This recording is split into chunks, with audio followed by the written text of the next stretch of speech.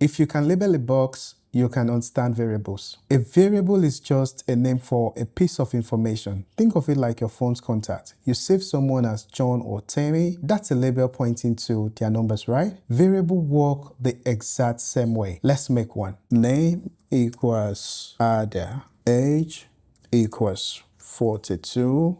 The part on the left is your label and the part on the right is what you store. In this case, Ada is stored in variable name and 42 is stored in variable age. The equal sign is not a mathematical sign. It is an assignment sign, meaning we assign Ada to variable name and 42 to variable age. Whenever we call name, we get Ada, and whenever we call age, we get 42.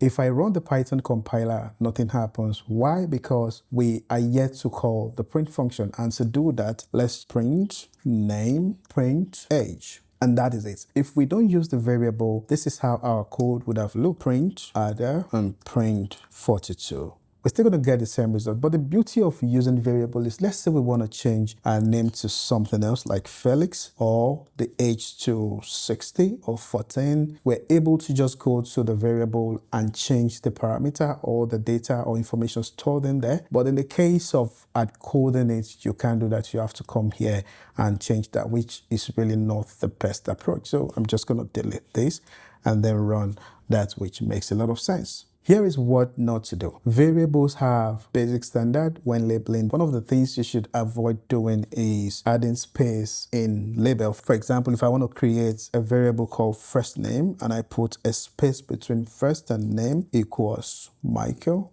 If I run this, I'm going to get an error because this is not correct. Python hates spaces in labels, so avoid it. Instead, use underscore, and that will make your life easier. Variables can change too. Let's say I want to change the age to 17. When I print age, now the age has changed from 14 to 17. Your challenge for the day: create 3 variables about yourself: your name, gender, and location. Print them in a sentence. Check the link in my bio for today's practice. Do this now.